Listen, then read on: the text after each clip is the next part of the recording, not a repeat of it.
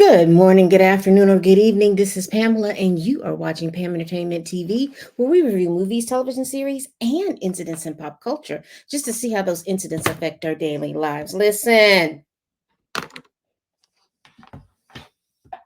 We got a lot to get through. We got a lot to get through, y'all.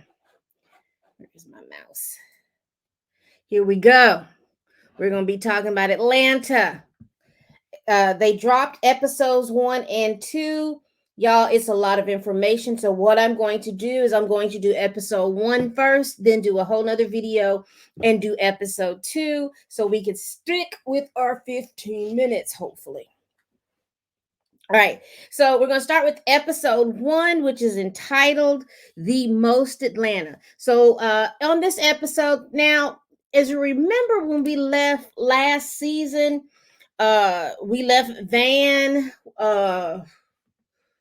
Earn was on his managerial game. He had stepped up his as far as being very professional, he had stepped that up. We see Paperboy was concerned about himself and his legacy. We see Darius basically just go through life, and we saw Van have an emotional and mental crises, even to the point where she dissociated her personality. She dissociated. So they all came back home, and they came back home to Atlanta. And so right now they are currently in Atlanta. So let's go over what's going on, and I'm going to go by each person. So first, it starts off, we see Darius, and I'm going to show you this slide because it's just this right here is just telling you what the synopsis was, and what we about to get into. We about to get into some mess. So here we go. We just got a little highlights of episode 1.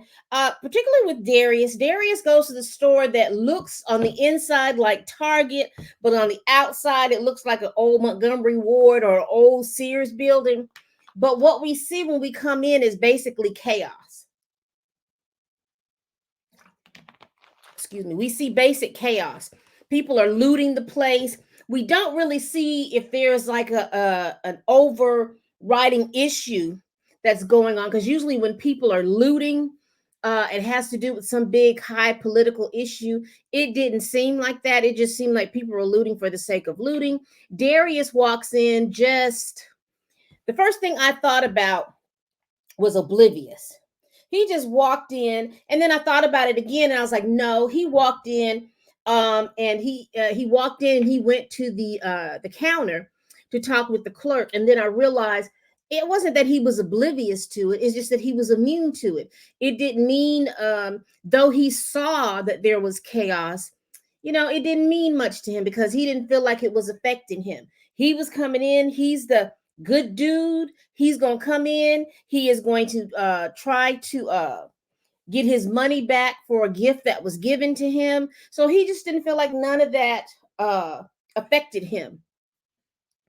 And it wasn't until he was walking out that that all of this started to affect him. And what I mean by that, because there's a lady in a wheelchair, in a scooter, and she's trying to keep, at first when you look at her, it's like, oh Lord, they're going another Karen. And at first when you see that, she's trying to keep everybody from looting. And first the people are just like engaging her, and they're just kind of standing there. And again, Darius is he's just pretty much immune to it. So he goes to walk around her. She singles him out. And then she goes after him. Now, mind you, he didn't steal anything. He was well within his rights to leave and to walk out. And then what was so sad is that she was so busy trying to keep people from leaving. The next thing you know, they end up spraying her with the fire hydrant hose and getting all those chemicals and stuff on her. And then she pulls out a knife. Then everybody gets to run it. But I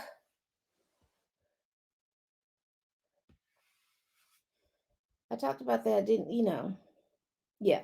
And so he just kind of runs from it. He's running from he is running. Darius is basically running because he's like, this woman is crazy. This woman is this. I don't understand what's going on. And basically what I got from this and all of this chaos and with Darius is it's starting to catch up with him. He can't, And I don't know if what's catching up to him is maturity. I don't know if what's catching up to him is that his life is about to make a drastic change, and if he doesn't pay attention to what's following him and what's going on around him, he may end up in a little bit of trouble, because that's what I got from all of that. The wheelchair lady following him, and also too, not handling it, not handling uh the chaos in your life, and running from the consequences of the chaos in your life. It's going to affect somebody else, because at the end of the scene, we see that, the lady is chasing somebody, and that has an effect on their life. So let's continue to go on. We're not going to go in too far. So let's go with Paperboy, Alfred. Now, you remember last season we left Alfred really, really, really, really having a crisis in the fact that his legacy, what impact and what legacy that he wants to leave.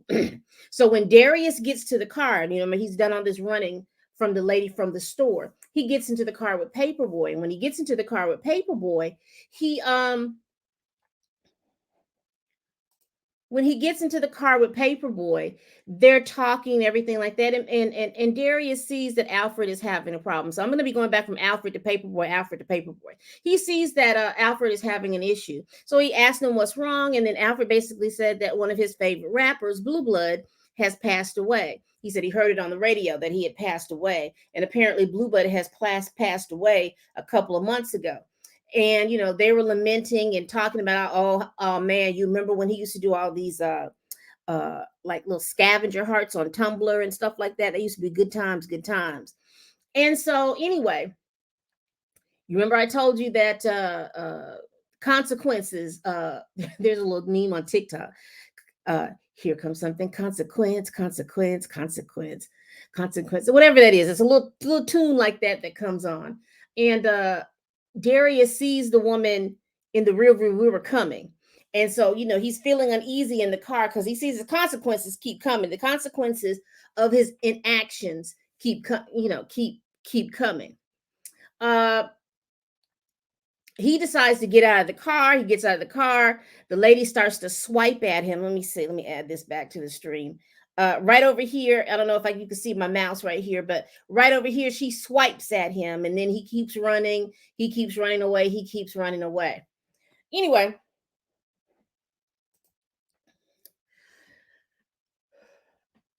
Paperboy ends up at a gas station, and he's listening to Blue Blood. And as Blue Blood is talking, so apparently the way Blue Blood would do his raps and stuff like that, he'll make it into almost like a scavenger hunt.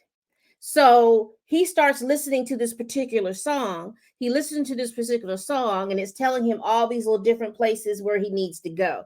And so he is just going to all these little different places. He goes to a barbecue place. He gets this zoo pie, which is like Fritos with a whole bunch of chili or something on it. He looks at the lid. The lid tells him the next place to go. The next place to go is he went to this pool. The next place, it took him to a lot of those different places until he ended up at the place where Blue Blood's funeral is. He ends up and he meets Blue Blood's wife. And they were sitting down and they were talking, and she was saying, uh, before he died, I think she told him that his name was Gary. Blue Blood's actual name was Gary. And she was basically saying that uh, he had been sick, and that towards the end of his life, he made it a point to finish this record and have this scavenger hunt because he wanted to leave something, for his fans and stuff like that. And she says, well, only 5 people have shown up by listening to the album. And Paperboy was like, 5 people. She says, yeah. She says, sometimes you can put out so much stuff and so much effort, and not that many people will receive it. And when she was talking like that, and Paperboy let her know that Gary impacted his life, that he was impactful. And when I saw that, when she said how sick he was and how he was making that thing, the first thing I thought about, or the person that I thought about, was Chadwick Boseman. I don't know if you all remember, like, because he passed away what in August, and probably what that early that August or like in July or somewhere in there, there was like a picture that came out, and he looked very, very uh he looked very, very weak. It was very thin. And I remember that look. My father had cancer, and I remember that look because he got very, very thin. All of it, it was like in a month's time, all of a sudden, nothing that he had fit. He just looked very, very thin and very, very gaunt. And I remembered, but still, he was doing a whole lot of work, even though that him being in cancer, having cancer, and having a lot of pain. And let me see in my notes because I wrote something. Let's see. He follows the clue. That how we think about, and the reason why talking about Chadwick, why that got to be so important, was we spend a lot of time thinking that the material things, the clothes that we buy, all of these little different things are what matter. And really, towards the end, is your legacy, how you live this life is what matters.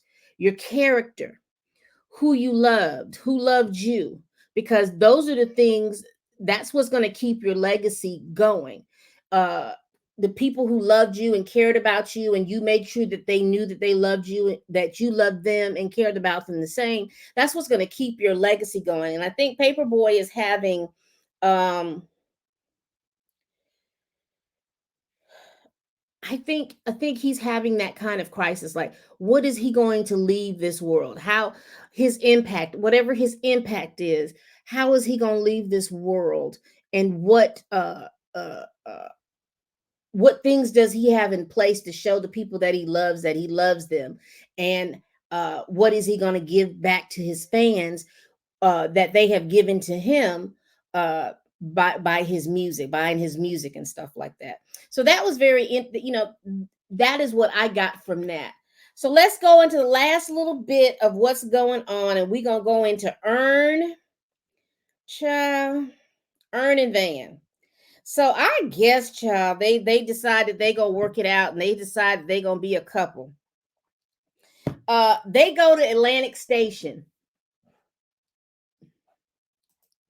They go to Atlantic Station, and when they go to Atlantic Station, um, they're going there because Van's phone is messing up. So she wants to get her a new phone. She needs her a new phone. They get there and they run into one of Ern's exes.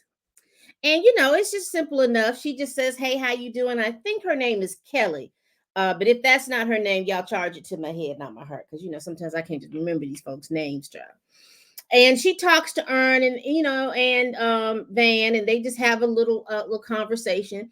And Van kind of kids him, because he runs into another ex. And so she just kind of kids him. So, my man, you come up here to Atlantic Station and all your little exes are here. And he was like, "Yeah, that's kind of weird."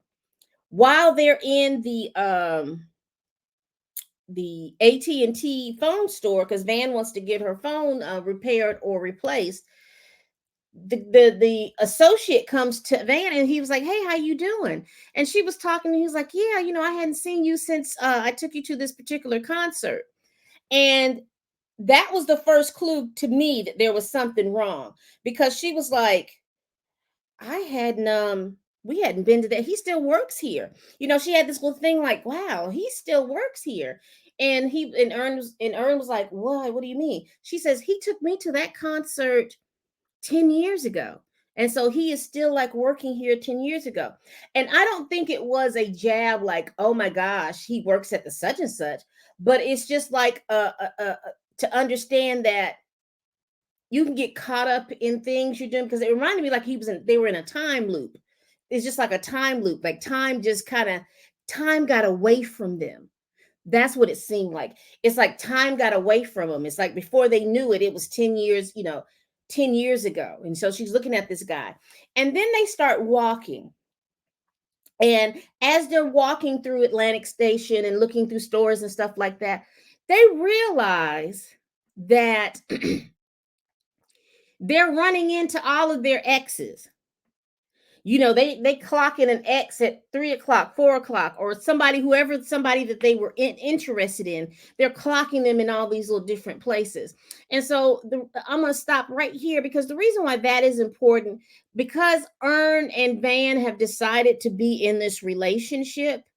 I think this was just I hope I'm using the right word, an allegory of them taking inventory of all the people that they have been with and had come in contact with. And I'm not talking sexually, but these people have had an emotional impact on their lives for whatever reason. And they're kind of coming in contact with it. And then they start realizing that as they try to get out of Atlantic Station, it is difficult for them to get out of Atlantic Station. And that made me think about how when you decide that you want to be serious with somebody, all of a sudden, old relationships, old habits, old things starts coming in.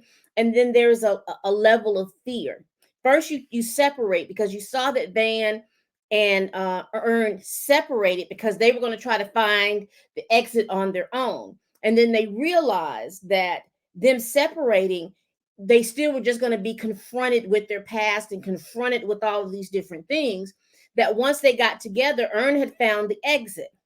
And one of the things that stood out to me in that whole little situation is that, Van had gotten scared, and she was like, I don't want to go there. And he was like, okay, you stay here and I'll go. And if it's someplace that, is safe or whatever, I'll come back and get you.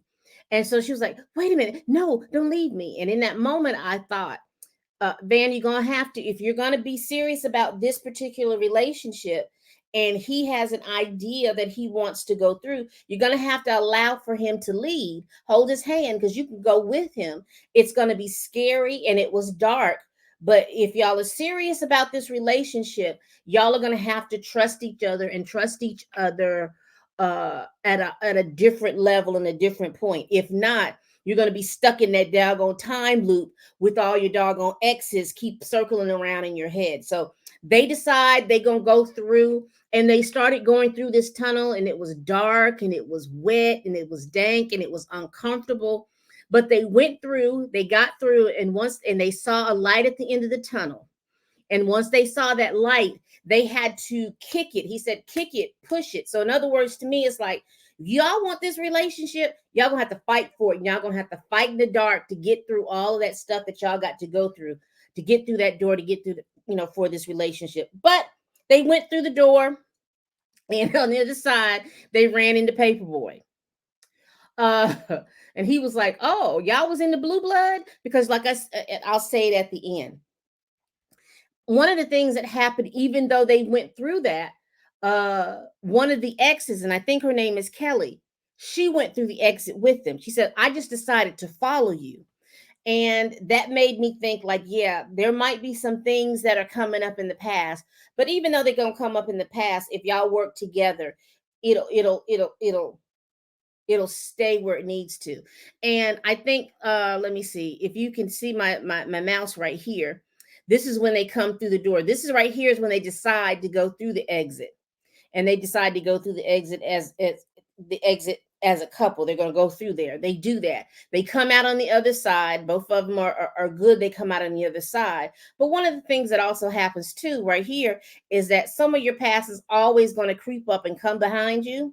But if you over here, if you come to terms with it, you can usually and discuss it and confront it. Because Van had asked Kelly, hey, do you need a ride? And she was like, oh no, girl, I got an Uber coming. So she confronted it. And usually you can leave it back there after you confront it and have to work. And a lot of that has to do with communication.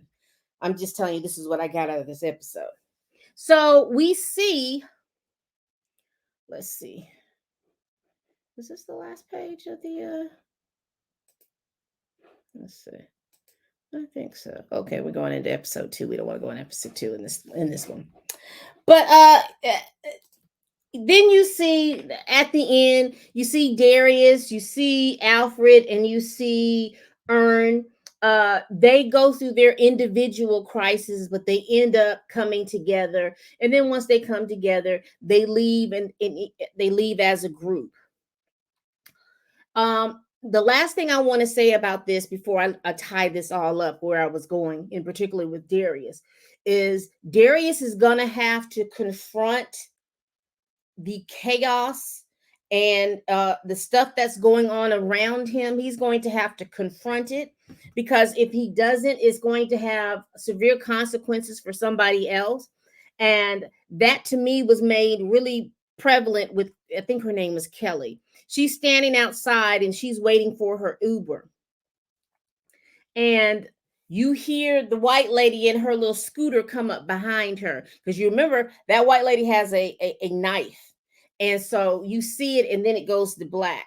So I'm hoping that Darius confronts um the chaos and the stuff that's going around him that he has just been uh deciding to be oblivious to, and that's by choice. He's choosing to be oblivious to it. I hope he confronts that. I'm curious to see if Albert is going to do something in regards to how he interacts with his fans, how he's going to interact with his loved ones, how he's going to start interacting with people so that he will have a peace about leaving, impacting people's lives in a positive manner. With Ern and Van, it seems like it's basically at this point they're going to have to really, really, really work on their relationship. So making sure that they're very stable in regards to their relationship. All right, people. Thank you all so much for rocking with me. Please like, comment, and subscribe. Again, we have reached over 100 uh, subscribers, and I appreciate that. Please hit the notification bell down at the bottom so you'll be notified of videos that I'm going to do. I'm going to go ahead and end this video and then do part 2 on the next video. All right, people. All right. Our show is back. Our show is back. Our show is back, and I am excited. All right. Again, please like, comment, and subscribe. Listen, tell your friends, tell your family, tell your coworkers. Shoot, tell them folks you can't even stand that I'm over here making these videos. Help me help you to see me. And as always, people, bye-bye.